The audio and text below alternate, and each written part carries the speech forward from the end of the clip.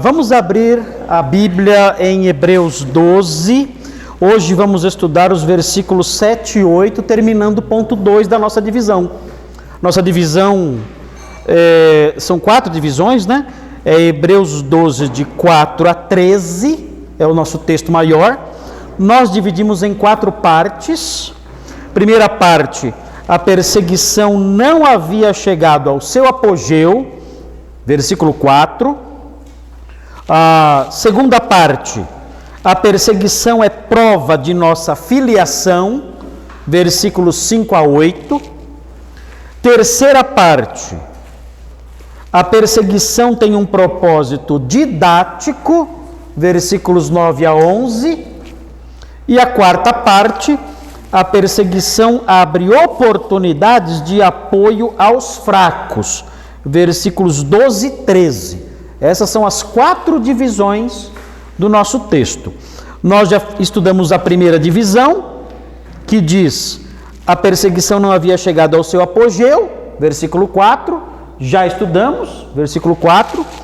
E estamos na segunda. A perseguição é prova de nossa filiação, versículos 5 a 8. Estudamos o versículo 5 e o versículo 6. No ponto 2, então, está faltando estudar o versículo 7 e o versículo 8. Aí termina o ponto 2 hoje, ok? Eu mandei lá para vocês no aprisco e na CNM.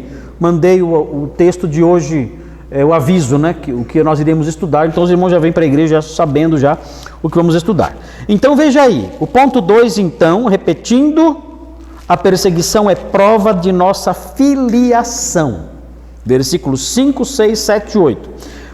Vamos ler o versículo 5, 6, 7 e 8, e aí nos concentramos então nesse ponto, em vez de ler o texto inteiro, tá bom? Vamos então ler os 5, 6, 7 e 8, e aí estudamos os 7 e o 8, que os 5 e o 6 já foram. 5, 6, 7 e 8. E estáis esquecidos da exortação que, como a filhos, discorre convosco. Filho meu, não menospreze a correção que vem do Senhor, nem desmaies quando por ele és reprovado. Porque o Senhor corrige a quem ama e açoita todo filho a quem recebe. É para a disciplina que perseverais. Deus vos trata como filhos. Pois que filho há que o pai não corrige? Mas se estáis sem correção, de que todos se têm tornado participantes, logo sois bastardos e não filhos. Então aqui termina o bloco do ponto 2. Na verdade, na semana passada, faltou a gente falar rapidinho sobre o finalzinho do 6, porque o 6 fala assim, que o Senhor corrige a quem ama, e nós falamos que o verbo aqui é o verbo paideu ou paidio, e tem o sentido de correção, muitas vezes dura. Aliás, no contexto aqui, a correção é dura, porque o contexto é de perseguição contra os cristãos. A interpretação do autor de Hebreus é a seguinte: a perseguição não é meramente uma obra do diabo e dos inimigos de Cristo. Não é. Ela é, mas não é meramente isso. Ela tem uma fonte primária e tem um objetivo sagrado.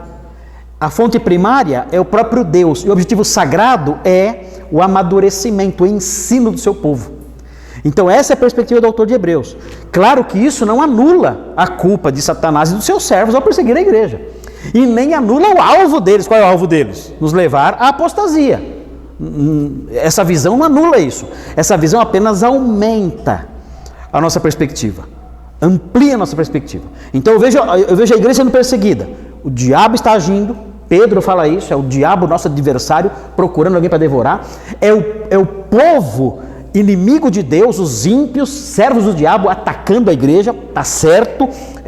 Essa nossa visão está correta. É o povo do diabo atacando, mas o autor de Hebreus ele abre mais a lente e fala: olha, a visão mais ampla mostra o quê? Que essa perseguição é uma disciplina do Senhor, é uma aula dele, é um método de ensino, é um ensino dele. E o objetivo dele, ao usar a disciplina tão rigorosa, é educar o seu povo, é transformar o seu povo, conforme nós veremos depois no versículo 10 e 11, mostra aí alguns objetivos da disciplina, ok? Então, aqui a palavra disciplina aqui tem um sentido de uma lição dura, uma lição que gera sofrimento. Tanto que ele fala, o Senhor corrige a quem ama, aí o verbo ensinar, né? Aqui corrigir e ensinar são sinônimos, o verbo usado aqui, paideu, é um verbo que significa ensinar, corrigir, as duas coisas. E açoita a todo filho a quem recebe, ou seja, tem um paralelismo aí. Que paralelismo? O ensinar é o mesmo que açoitar aqui nesse versículo. Ok? Ó. Senhor corrige a quem ama. Senhor corrige, cláusula A. A quem ama, cláusula B. Então essa aqui é a divisão 1 do versículo, é a primeira divisão do versículo, que tem duas cláusulas. O Senhor corrige e a segunda cláusula, a quem ama. Aí acaba aqui. É a primeira frase dividida em duas cláusulas, A e B. Corrige a quem ama. Na outra frase, ele vai repetir a mesma coisa, é um paralelismo direto sinônimo. É um paralelismo direto sinônimo.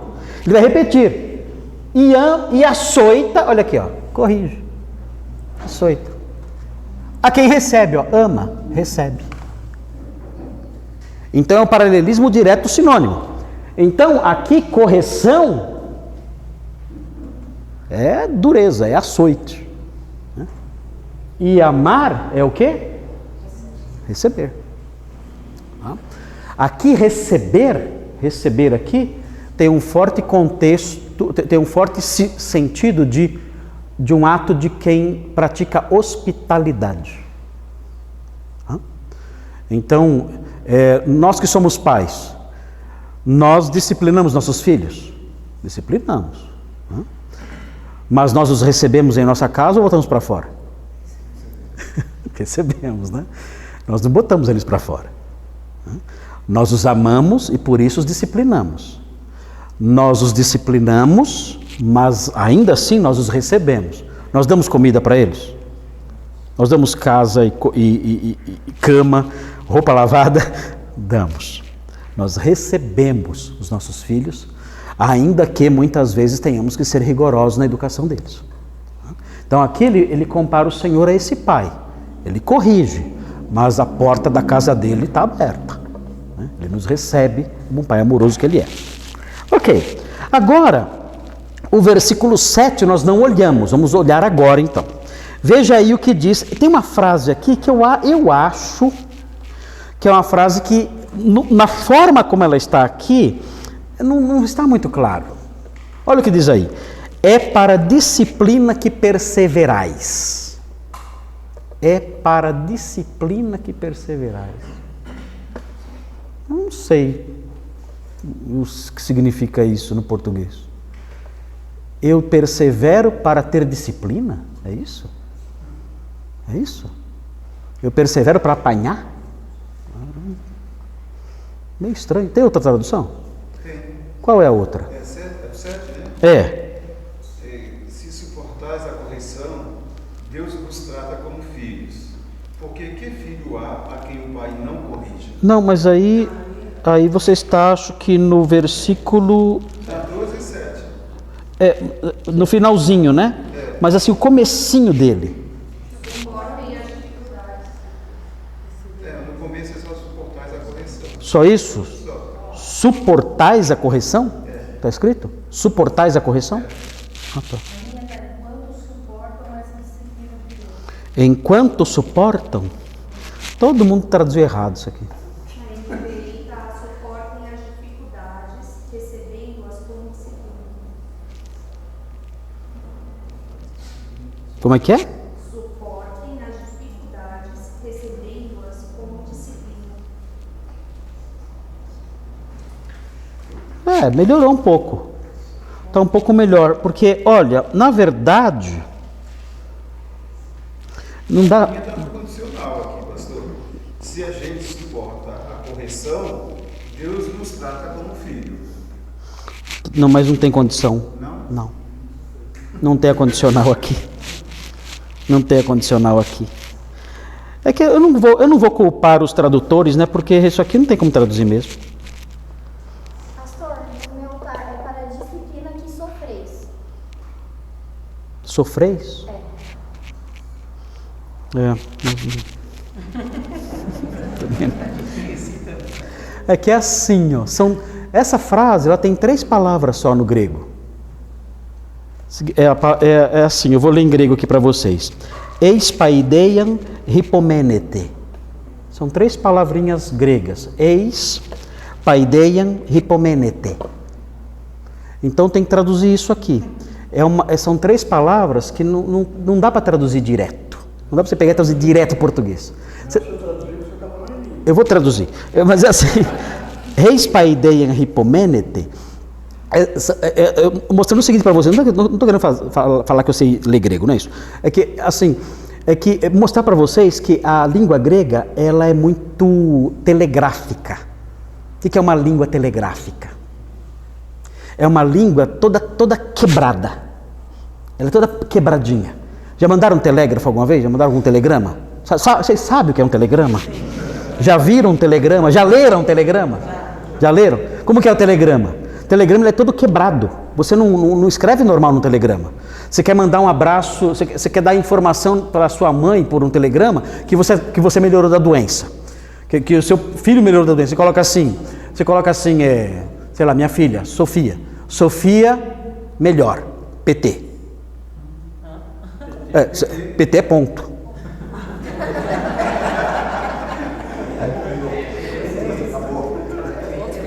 Aí, antigamente PT significava ponto, hoje significa outra coisa. Né? Mas você escrevia assim, porque você tinha que pagar por cada letrinha. E ponto é uma letrinha, então colocava PT, eram 2 letras, pagava 2. Né?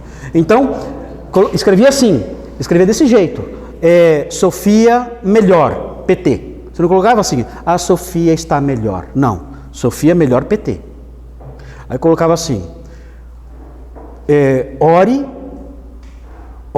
VG, vírgula. Ore,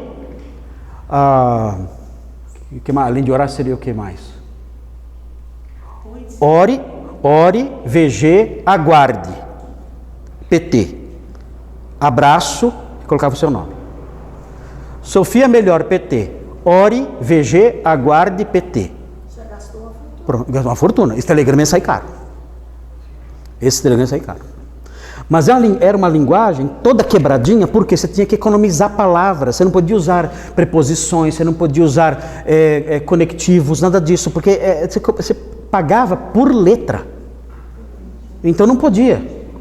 Você mandava telegrama só em casos muito especiais. Aniversários, doenças, coisas assim, porque chegava rápido. Aí você podia dar um aviso urgente. Né? Colocava lá, vovô morreu, PT. Era isso. Ah, meu Deus, não tem como eu falar, olha, eu queria dizer para vocês uma coisa triste. Não, era na lata, vovô morreu, PT. Né? Perda total. Então era assim. Então o que acontece? Hoje poderia ser vovô PT. Já diz tudo, né? Vovô PT. Enfim, a língua grega, ela é telegráfica. Ela é assim. Ela é desse jeito, todinha ela é desse jeito. Então, aí o que acontece? Não tem verbo às vezes não tem verbo, às vezes não tem uma preposição que está precisando, não tem. Às vezes não tem o artigo. Então isso dificulta para a pessoa. Aqui, na verdade, essa expressãozinha, essa frase, reis paideian hipomenete, a palavrinha eis, que eu falei agora, a primeira palavrinha que eu falei, eis paideian, eis tem o significado de objetivo, propósito, alvo, em direção a. Eis é uma preposição que significa isso, em direção a. É o contrário de ex. Ex significa de lá para cá, de fora, de dentro para fora. Por isso tem a exposição, é de dentro para fora. Eis é de fora para dentro, indica direção e objetivo. Então, para traduzir esse versículo aqui, eu tenho que preservar a ideia de alvo, porque o eis está aqui, eis. Eis significa alvo, direção, em direção a, para dentro de. É o sentido disso. E qual é o alvo? Paideian. Paideian é o alvo. O que é paideian? Educação, ensino, disciplina. Está dizendo o seguinte aqui, olha. Vocês perseveram, hipomenete, vós perseverais com o objetivo de serem ensinados. Tinha que ser assim a tradução. A tradução tinha que ser assim, ó. Tinha que ser assim, ó. Vocês estão perseverando e isso tem um objetivo, 2 pontos, serem ensinados. Entenderam? Essa é a tradução granconatiana aí Mas olha o que eu tive que fazer com 3 palavras. Olha o que eu tive que fazer com 3 palavras para dar sentido. Vós estáis perseverando. E isso tem um objetivo, um alvo, que é o quê? Vocês aprenderem, vocês serem ensinados. Primeiro aqui, depois lá, irmão Antônio. Então, se a gente ver aqui, ó, perseverais suportando a disciplina. Inverter a ordem. Perseverais suportando. Não, porque some o alvo. O alvo é aprender, o alvo é ensinar. Vocês estão perseverando e isso tem um objetivo. Qual é o objetivo? Aprender. É como alguém que está perseverando em fazer exercícios. Qual é o objetivo? Ficar musculoso. Vocês estão perseverando no exercício. Qual é o objetivo? O objetivo é ficar musculoso. Aqui, vocês estão perseverando na fé. Qual é o objetivo? Aprenderem. Aprenderem. Aprenderem o quê? Ele vai dizer depois. Opa. Aí sim. Aí acertou miserável. Aí, quem traduziu isso aí foi o Stephen Kirchner, meu padrinho de casamento. Esse cara é bom. Stephen Kirchner. Ele é doutor em Novo Testamento. É um senhor já idoso, um homem sério, e ele trabalhou nessa tradução aí. Esse cara sabe traduzir, o Stephen Kirchner. É que o Brasil não valoriza seus teólogos, né? Quem ouviu falar de Stephen Kirchner aqui? Vocês já ouviram falar de John Piper, né? Não chega nem perto de Stephen Kirchner, mas ouviram falar de John Piper. Né? O Stephen Kirchner é um excelente teólogo, o melhor teólogo que eu conheço, um dos melhores que eu conheço. E ele traduziu isso aí. O meio do século XXI é trabalho dele. E olha como ele foi, olha, bicho danado, hein? Você pega, compara todas as outras traduções e você não chega, a dele chega. Ele pegou. O que ele fez? Ele viu o eis. Eis é o objetivo. Eu tenho que preservar essa tradução. Então é legal isso aí. Por quê? Porque você aprende, peraí, por que eu estou sofrendo, perseverando aqui, levando paulada? Por quê? Tem um objetivo, tem um alvo, tem um eis. Qual é o alvo? Aprender. Aprender. Ser ensinado. Esse é o objetivo. É aí que eu pego a teologia da perseguição e eu amplio. Eu não estou sofrendo só porque o diabo tem um objetivo. Eu estou sofrendo porque, além do diabo ter os seus objetivos maldosos, acima disso, existem os objetivos sagrados e santos, que são os objetivos de Deus. E aí o que acontece? Na carta aos Hebreus, a perseguição acaba sendo um incentivo para eu ficar firme. A perseguição não me desanima. O que acontece então? A perseguição me faz o quê? Vamos em frente, estamos aprendendo. Tá difícil puxar o ferro aí, André, na academia.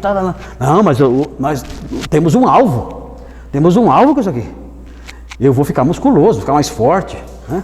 Vou poder, né, sei lá, participar de mais mutirões na igreja. Enfim, né? Tem um objetivo elevado para isso. E esse objetivo está claro aqui. Tudo bem? Então a frase seria assim. A tradução ali do João Paulo, a tradução seria melhor. Aquela lá da Almeida 21. Ok? Agora vejam bem, nós não vamos falar agora. Não vamos falar agora. Mas nos versículos 10 e 11, pega lá, Isaac, 10 e 11, tem o conteúdo do ensino que a gente não vai estudar hoje. Quando Deus me faz perseverar debaixo daquele sofrimento todo, Com o objetivo de me ensinar, ele quer me ensinar o quê? Resposta. Versículo 10, versículo 11. Vamos ver quem acha. Versículo 10. Qual é o objetivo?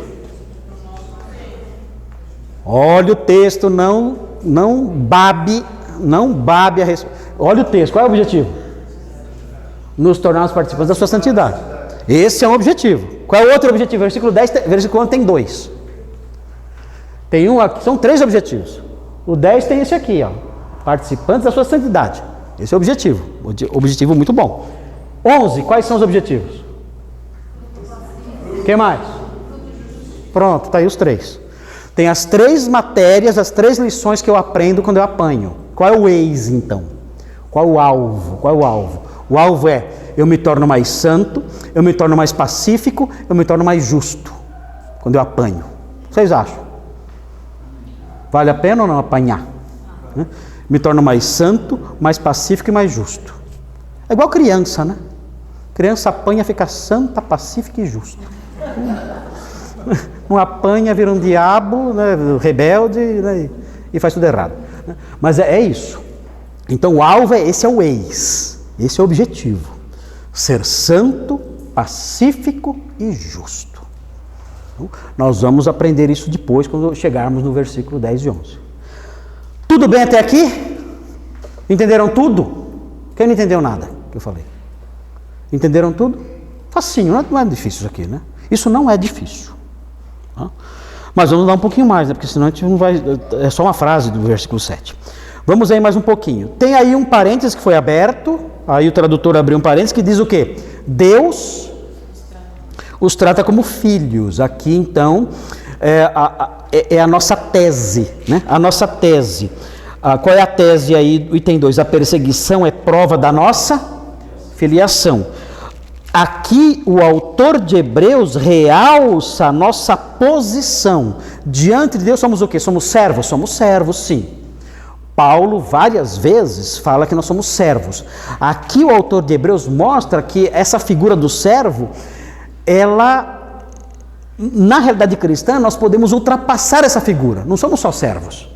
Nós somos o quê? Filhos. Lembra de João 12? E de João 12? Quem sabe? A todos quantos o receberam, deu-lhes o poder de serem feitos filhos de Deus. Então essa é a tônica aqui. Então nós sofremos, nós passamos por perseguições e disciplina, porque Deus nos trata como filhos. E aí vem a pergunta retórica. Que é a pergunta retórica? É a pergunta que a resposta já está embutida, é a resposta óbvia. Olha o que diz aí. Qual é a pergunta retórica? Pois que filho há que o pai não corrige? Vocês conhecem algum filho que o pai não corrige? Hoje em dia tem um monte. Mas na época, será que tinha? Não, na época não tinha. Aqui o autor de Hebreus está partindo do seguinte pressuposto: não existe um filho na terra que o pai não corrija. Está partindo desse pressuposto. Não existe um filho na terra, é impossível você achar um filho na terra que o pai não corrija. Para ele isso é uma coisa tão óbvia, tão evidente, tão clara, tão acima da discussão, que ele trata disso com essa pergunta retórica. Que filho há que o pai não corrige? Resposta: nenhum. Na perspectiva dele, nos seus dias, isso não existia. Logo, não deveria existir. Né? Não deveria existir. Ele está dizendo o seguinte: olha, na experiência comum, todo pai corrige o filho. Deus é nosso pai. Logo, ele vai nos corrigir. Correção, paideia, tem o sentido também de impingir dor. Isso está presente aqui. Está presente aqui por quê? Porque o contexto é perseguição. Se vocês olharem Apocalipse 3,19, vocês verão isso aí presente também. Apocalipse 3,19, Isaac.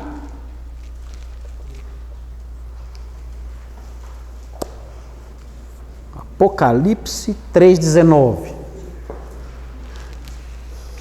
Acha aí para nós. Olha lá. Olha aqui. Ó. Olha só que legal. Olha a primeira parte. Eu repreendo e... Olha o verbo aqui, ó. A quantos? Amo. A todos? Tá todos aí? Todos? Deixa eu ver. Deixa eu ver se está certo ou está errado. Vamos ver agora.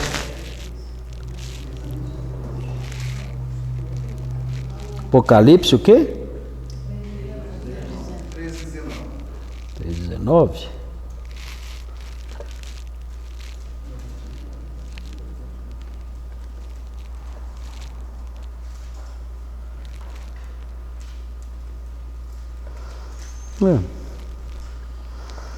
Assim, não está todos aqui, né? Mas a ideia presente é rossos, os que eu amo. A ideia de inteireza está presente. A palavra todos não está presente aqui. Eu disciplino os que amo. Eu disciplino os que amo. Repreendo, condeno. Ok. Vamos então seguir agora para o versículo 8. Então, o versículo 7 é para a disciplina que perseverais, isso ficou claro então, o alvo, a afirmação da nossa filiação, da nossa posição como filhos, e a pergunta retórica destacando que é próprio da paternidade disciplinar filhos. Isso é próprio, isso é indiscutível na cabeça do autor de Hebreus. Disciplinar o filho, na cabeça do autor de Hebreus, é algo indiscutível. Não existe, segundo ele, não existe um filho que o pai não corrija. Ok? Aí vem o 8. Mas se estais sem correção, é o resultado do que ele acabou de falar. Todo filho é disciplinado. Se você não está sendo, qual é o problema? Você não é filho. Você é bastardo, não é filho. Então, o autor de Hebreus, ele coloca na cabeça dos seus leitores uma outra preocupação. Eles estavam antes preocupados com a perseguição. E agora? Agora estão preocupados em não ser perseguido. Ele inverteu. Ele não foi inteligente? Eles estavam preocupados. Eu vou ser perseguido. Agora é diferente. Será que eu estou sendo perseguido? Preciso ser perseguido. Antes era o quê? Eu não posso ser perseguido. Agora, meu Deus, eu preciso ser perseguido. Ele inverteu. Não inverteu? Ele colocou uma outra preocupação na cabeça dos seus leitores, que é uma preocupação contrária. Ele está dizendo, olha, se você não está sendo perseguido, a coisa está feia para você. Antes era assim na cabeça deles. Eu estou sendo perseguido. A coisa está feia para mim. Ele inverteu. Assim, você não está sendo perseguido? A coisa está feia para você. Inverteu. Ele é esperto, esse escritor aqui. Escritor esperto. Ele conseguiu fazer uma jogada, né? E virou. Agora note bem. Aí está dizendo assim, mas se estais sem correção, assim, pode dar a impressão, né, de que eles estavam sem correção. Eles estavam sem correção? Não. Nós já aprendemos, quando estudamos o capítulo 10, que eles estavam sofrendo bastante. Eles não tinham ainda chegado a enfrentar mortes violentas. Não tinha acontecido isso ainda com eles. Mas eles estavam sendo disciplinados, estavam sofrendo a expoliação dos seus bens, prisões, opróbrio, vergonha pública, tudo isso eles estavam enfrentando. Então estavam sendo perseguidos. Então aqui, quando fala se estais sem correção, não descreve a realidade. O certo aqui, na verdade, seria dizer assim, seria dizer assim, mas se estivesseis sem correção, a tradução seria melhor assim. A tradução seria melhor assim porque mostraria uma hipótese que não estava acontecendo. Se estivesseis sem correção, seria melhor traduzir desse jeito. Mas traduziram assim, mas se estais sem correção, dá a impressão que não estavam. E eles estavam. Agora, note bem, As pessoas que estavam sem correção, pode ser que já tinham passado por eles. Isso é uma possibilidade. Pode ser que as pessoas que estavam sem correção e que se julgavam salvas, tivessem passado por eles, mas não estavam mais entre eles. No texto de Hebreus, é possível detectar essa possibilidade. No capítulo 10, em 2 versículos do capítulo 10. Dá uma olhadinha no 25 e no 39. Pode ser que houvesse gente que não estava mais sendo perseguida e que tinha participado da comunidade dos crentes, mas agora não era mais perseguida. Olha só, 10:25. 10:25. Não deixemos de congregar-nos, como é costume de alguns. Pode ser que muitos já tinham feito o quê? Desviado, abandonado a comunidade. Não me congrego mais com esse povo. Essa é a comunidade dos perseguidos. Eu não quero fazer parte disso. Estou fora.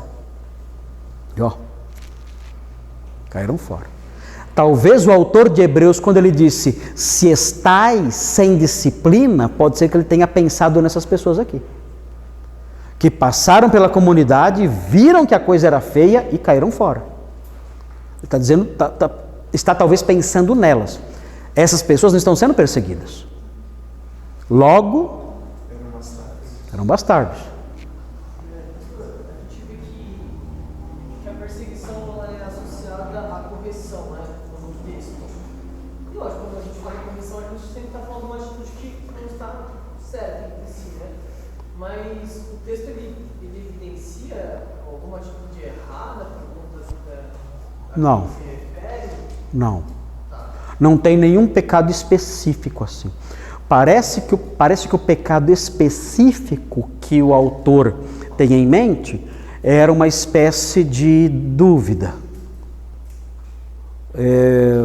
O autor de Hebreus talvez tenha começado a escrever porque ele percebeu que a congregação para quem ele escreve estava oscilando.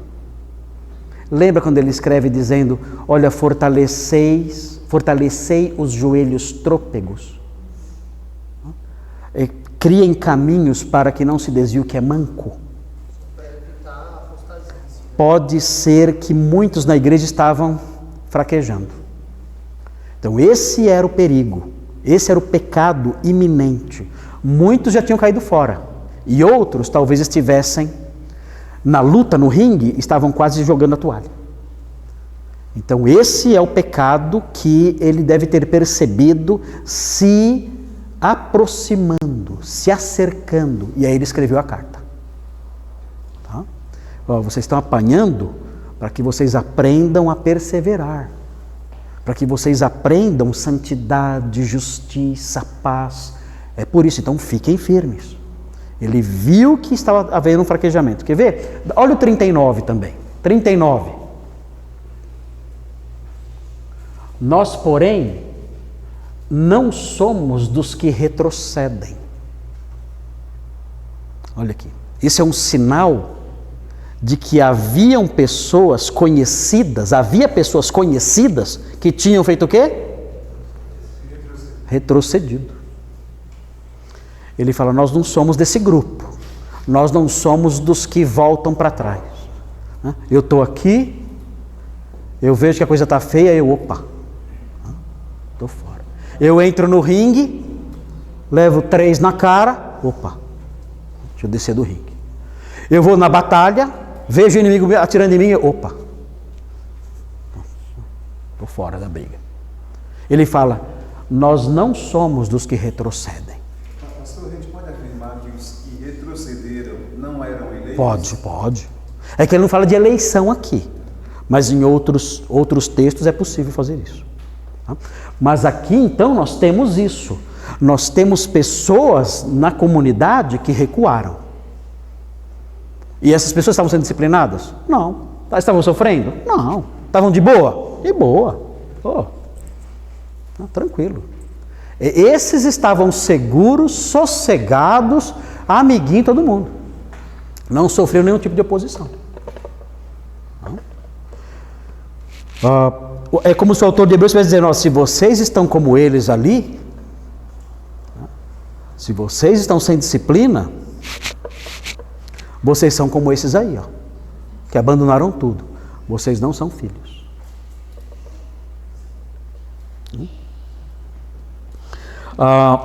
Agora, ele fala assim, ó, no 8, volta lá, Isaac. Mas se estáis sem correção, que é o que acontecia com os que tinham recuado, né? De que todos se têm tornado participantes. Olha aqui como a igreja inteira estava sofrendo. Quem são esses todos aqui? Os que perseveravam. Esses aqui, todos os que perseveravam, eles eram participantes da correção. Esses aí, nenhum escapava da perseguição. O autor de Hebreus está dizendo o seguinte, olha, todo filho será perseguido. Todo. Não fica um de fora. E se um não for perseguido por causa da fé, comece a se preocupar. Agora, é claro que aqui a dimensão da perseguição é quase sangrenta. É quase sangrenta. Talvez, dissemos em outras aulas, talvez os líderes, quando ele fala atentai o fim que tiveram, pode ser que os líderes tenham padecido uma morte violenta. Pode ser, não sabemos. Mas a perseguição era feia aqui, era pesada. Agora, nós não passamos por isso, nós aqui. Mas algum grau de perseguição pelo Evangelho é normal que qualquer crente, em qualquer lugar, enfrente. Até num país cristão, tranquilo, o crente de verdade vai ter algum tipo de oposição por ser crente. Você não acha que a teologia liberal é um motivo de estar Claro, claro, não. E hoje nós sofremos esse tipo de perseguição. Não a sangrenta, mas a sangrenta espiritualmente falando. Assim, a teologia liberal, ela vai tentar nos diminuir, dizer que nós somos tolos, dizer que nós somos ignorantes, dizer que nós somos atrasados, dizer que nós cremos em bobagens.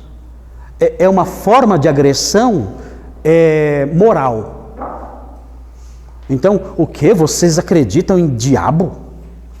Vocês acreditam em Adão e Eva? Vocês acreditam em ressurreição? Vocês têm a cabeça do século XII. Vocês são medievais. Vocês são atrasados e burros. Vocês negam a ciência. Vocês são ignorantes. É uma forma de perseguição, de desprezo, é o expor ao opróbrio.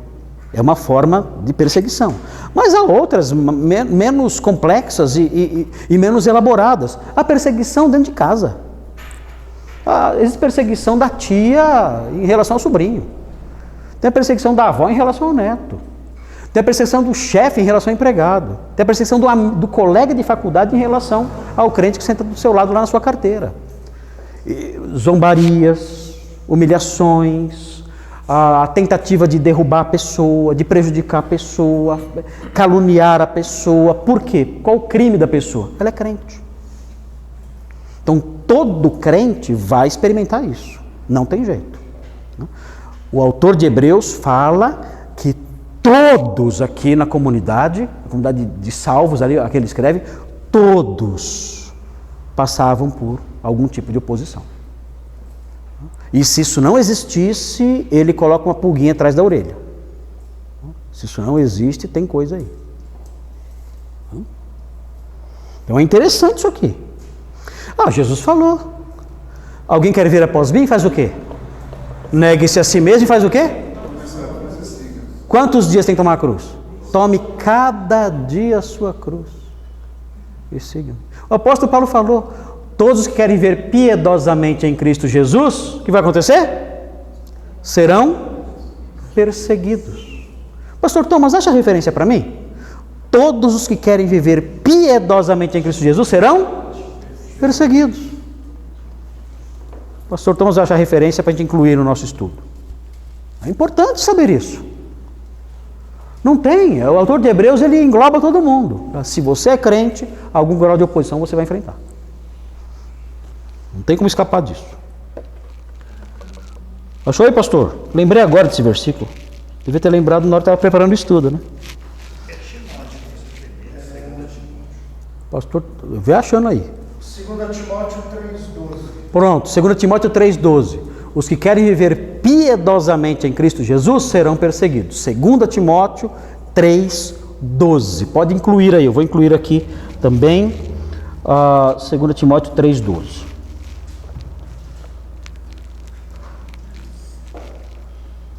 Bom, agora note bem, pergunta importante aqui. É comum Deus usar o sofrimento para ensinar seu povo? É comum? No Antigo Testamento ele já fazia isso? Já, né? Nossa, quantas vezes ele fez isso? É só, leia o livro de Juízes. Meu Deus, era só paulada? Só paulada? Para quê? Para o povo aprender. Então o autor de Hebreus não está trazendo nenhuma novidade. Ele está realçando uma realidade teológica que já existia desde os tempos do Antigo Testamento.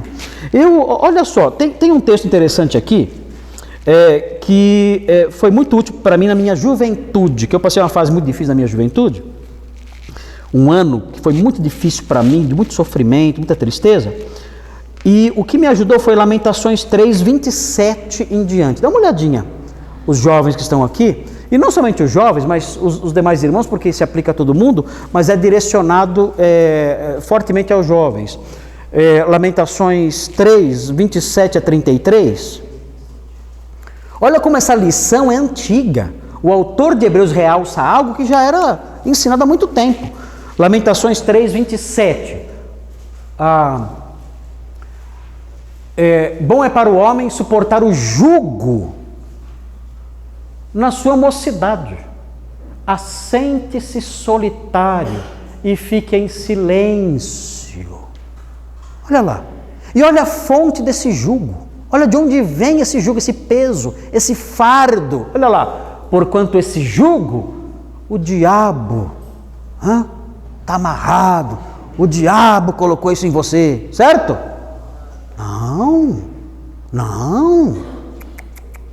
Não, mas Deus não faz isso. O quê? O diabo. Aprenda a Bíblia, olha ali, ó. Porquanto esse jugo Deus pôs sobre ele. Deus.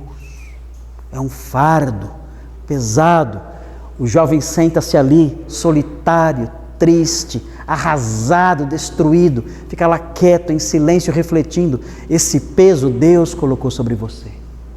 Olha a humilhação, põe a boca no pó. Olha o tombo, né?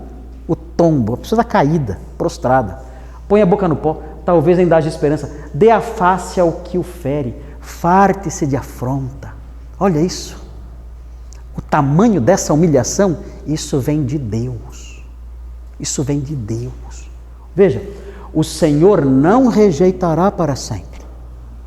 Ele vai dar paulada, mas vai parar. Pois ainda que entristeça alguém, usará de compaixão segundo a grandeza das suas misericórdias. Mas que ele vai bater? Vai.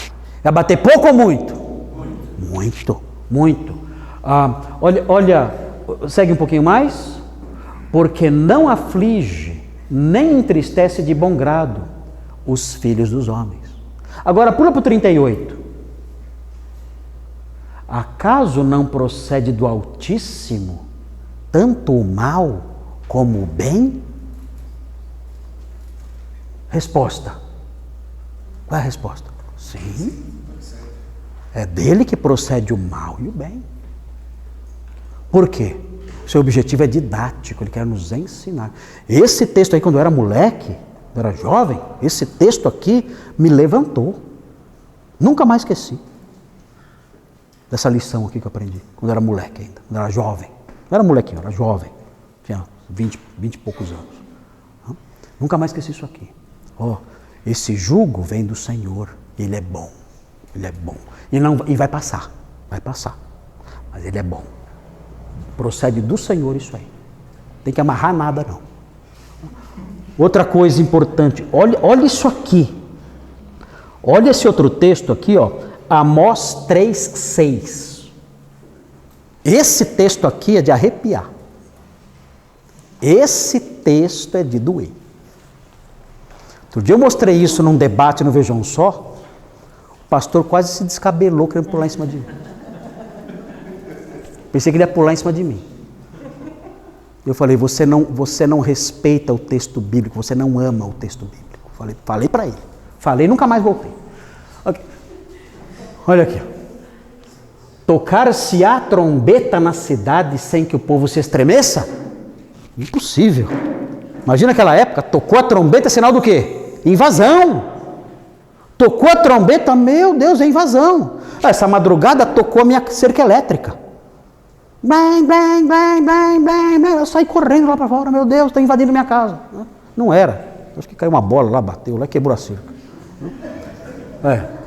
Mas tocará a trombeta sem que o povo se estremeça? Simone já correu, né, para se trancar no banheiro desesperado.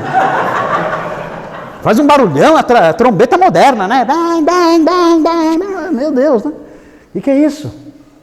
Os vizinhos vêm para fora, né? O que está acontecendo? Estão invadindo a casa, tal. Nada disso. Né? Fui lá, resolvi tudo. Né? Muito corajoso, sou muito corajoso. Agora a segunda parte. Sucederá algum mal à cidade? Esse mal aqui é o mal dos invasores. O que eles faziam? O que o invasor fazia? Queimava. Eles matavam mulheres com bebês? Ou não? Os velhinhos eles respeitavam. Não. E os bebês matavam também? Estupravam mulheres? Queimavam casas? Sim. Sucederá algum mal à cidade sem que o Senhor o tenha feito?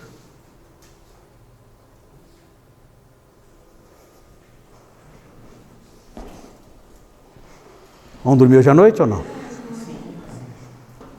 Difícil, né? Meu Deus, olha só. Que apavorante isso aqui. Mas esse texto mostra o quê? Que o Senhor, Ele traz esse sofrimento com que objetivo? Ensinar o seu povo. Ensinar o seu povo. Aquela paulada que Ele deu em Israel, fez com que Israel nunca mais voltasse para a idolatria. Aquela paulada que Ele deu pelos babilônios, isso aqui é uma referência. Aqui, pastor, toda a referência ao babilônios ou assírios? Assírios, né? Que é mais assírios, talvez. A paulada que ele deu com os assírios sobre Israel e depois com os babilônios sobre Judá, foi uma paulada que eles nunca mais esqueceram. Nunca mais. Aprenderam. Mas olha o tamanho da paulada. Então, essa lição do autor de Hebreus é muito interessante. Deus usa a dor e o sofrimento para ensinar. E Ele pode usar o diabo para trazer o sofrimento? Pode. Ele pode usar os perversos para trazer o sofrimento? Pode. Ele trouxe os assírios aqui, trouxe os babilônios depois.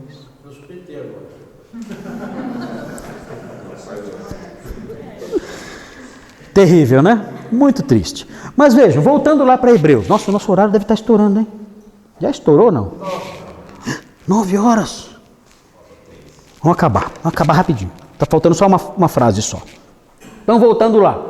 Mas se estáis sem correção de que todos se têm tornado participantes, ou seja, Deus traz o sofrimento para todos os seus filhos, com objetivo didático, isso Ele faz desde o Antigo Testamento, não é lição nova, não é lição antiga. Se vocês não estão participando disso, dessa correção dolorosa, que envolve sofrimento, que envolve perseguição, logo sois bastardos, ou seja, filhos ilegítimos. Bastardo é filho ilegítimo. Na legislação romana, o pai não tinha autoridade ou poder para disciplinar o filho ilegítimo.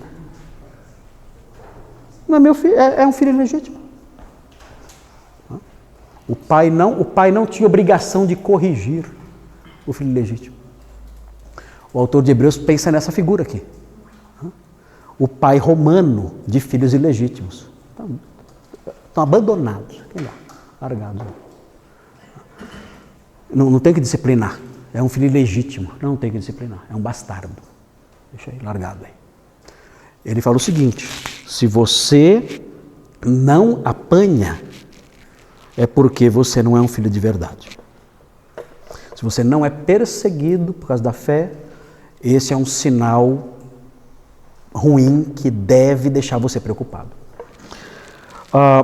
Há filhos ilegítimos nas igrejas? Tem?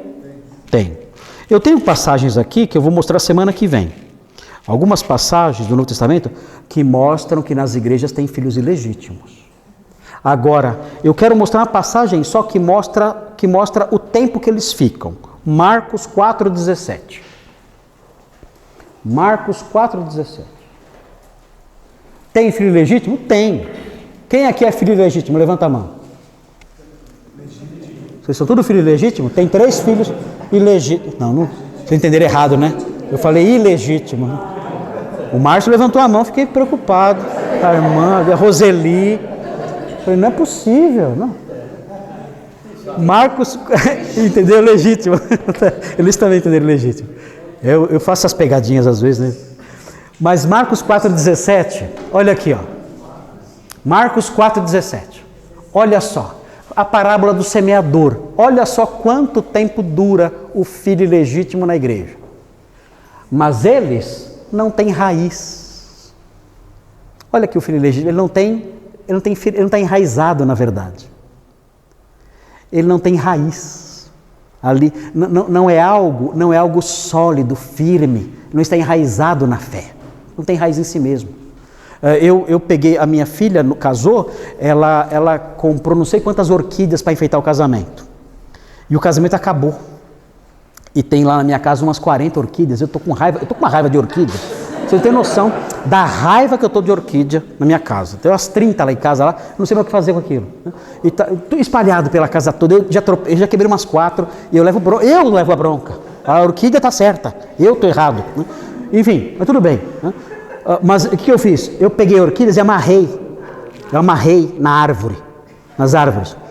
Agora, irmãos, se soltar aquele fio, ela cai. Ela não tem raiz. Tem que esperar, né, ela criar ali um apego à árvore. É um enxerto, né? Tem que agarrar ali, né? Que demora. Se não tem isso, se eu solto aquele arame, eu amarrei com arame, né? Ela cai. Ela cai, não tem raiz. Aliás, eu fui amarrar uma, subi lá em cima, caí lá de cima. Caí, tô falando. Me arrebentei lá embaixo. A Simone, ai, minha orquídea. Eu falei, sua orquídea. E eu lá. O quê? Isso aí é orquídea. Eu falei, obrigado. Muito obrigado pela preocupação. Caí, tô falando, caí. Continua, não tem raiz em si mesmo. Olha só. Sendo antes de oração. Ih, queridos. O filho ilegítimo, ele é quase o natimorto. Ele morre na infância. O filho ilegítimo, ele vai lá, sei lá, morre pequeno. Não dura muito não. É uma criança que logo você vai no enterro dele. Em lhes chegando a angústia ou a perseguição por causa da palavra, o que acontece? O que é escandalizar? Tropeçar. Vem a perseguição, a angústia por causa da palavra, o que ele faz? O quê? Tchau. E demora para vir a perseguição? Demora? Não demora, bem rápido. Então a grande vantagem é essa: o filho ilegítimo morre bebê, morre pequeno, não fica velho. O filho ilegítimo não fica velho. Não fica. Tem casos que eles ficam velho e não trabalham. Então é um anão, né? É um anão. Se ele ficar velho, é um anãozinho assim, pequenininho, doente. Então, aqui o evangelista Marcos, ele fala, né, aqui Jesus falando, né, explicando. A prova da filiação qual é? A angústia e a perseguição. Essa é a prova da filiação. Aguentou o tranco? Aguentou. Esse é filho. Não aguentou? Apostatou? Esse não era. Essa é a prova. Na semana que vem, vou mostrar alguns textos para vocês sobre a presença de filhos ilegítimos na igreja. Tem alguns textos interessantes, o que eles fazem, como eles agem. Tem aqui. Ok, e aí nós entramos depois no ponto 3. A perseguição tem um propósito didático, que é o que a gente está enfatizando, mas agora vai aparecer de modo mais claro com a lição que é ensinada, né? Jimmy, depois Márcio. Sim, pastor, existe algum versículo específico que fale de proporcionalidade de direito, no sentido de que a maior correção, maior santidade? Não lembro, Jimmy. Eu não lembro, não me lembro. Mas é possível isso ter sentido, maior correção, maior santidade? Acho que sim. Acho que sim, mas pela lógica. Quanto mais correção, mais lição a pessoa vai aprender e ela vai crescer mais. Se aqui o texto fala que os três resultados são santidade, paz e justiça, evidentemente, quanto mais sofrer, mais a pessoa crescerá nisso. É só comparar a igreja que sofre com a igreja que não sofre. Pegue a igreja americana e compare com a igreja na Coreia do Norte. E veja qual é a mais santa, piedosa, temente a Deus, dependente. A igreja americana, você vai no culto, é um circo, né? É diversão. Os pastores falam, olha, espero que você curta muito esse cultaço que preparamos para você. Uau! É assim. A igreja da Coreia do Norte é subterrânea. Se escondem para cultuar, com medo da morte. É outro tipo de vida cristã. É diferente a vida cristã nesses lugares. Então parece que sim, parece que a disciplina mais dura promove um crescimento maior em santidade. A experiência mostra isso. Agora, se é um afrouxamento, a igreja fica relaxada e se ocupa com bobagens. Quantas bobagens há hoje em dia nas igrejas? Falta o quê? Disciplina. Será que se viesse a perseguição sangrenta, será que o meio evangélico ia aumentar ou diminuir? Vocês acham? Esse monte de igreja espalhado por aí, o que vocês acham que ia acontecer? Ia ser um expurgo. Irmãos, desculpe, eu falo que a gente não pode julgar, mas a gente pode julgar sim à luz da palavra. Se viesse uma perseguição pesada, esse pessoal que só vai na igreja para tentar conseguir prosperidade, essas bobagens todas aí, meu Deus, ia cair no ateísmo no dia seguinte. No dia seguinte estava no ateísmo, tranquilamente. Não existe isso de evangélico, 30% da população é evangélica, isso é mentira, mentira. Se vier a perseguição mostra-se a filiação mesmo. Se vier aqui no Brasil, meu Deus, a igreja vai se mostrar, a igreja verdadeira vai se mostrar muito pequena, bem apagadinha, pequena, pouca gente, como é de fato, porque o que a gente vê por aí não é crente não, lorota. Márcio? Eu podia tirar assim a lição que a igreja, nós aqui, não somos perseguidos, porque não falamos do evangelho aí fora, ao próximo. Isso. Assim, a razão pela qual nós somos perseguidos é porque a nossa mensagem é uma mensagem que condena. A mensagem do Evangelho, ela mostra o caminho de salvação, mas ao mesmo tempo ela diz, se você rejeitar, a condenação virá. Então ela é uma mensagem bonita, mas ao mesmo tempo ela incomoda muito, porque eu deixo a pessoa sem opção. Eu deixo a pessoa sem opção. Você quer? Tudo bem, parabéns. Você não quer?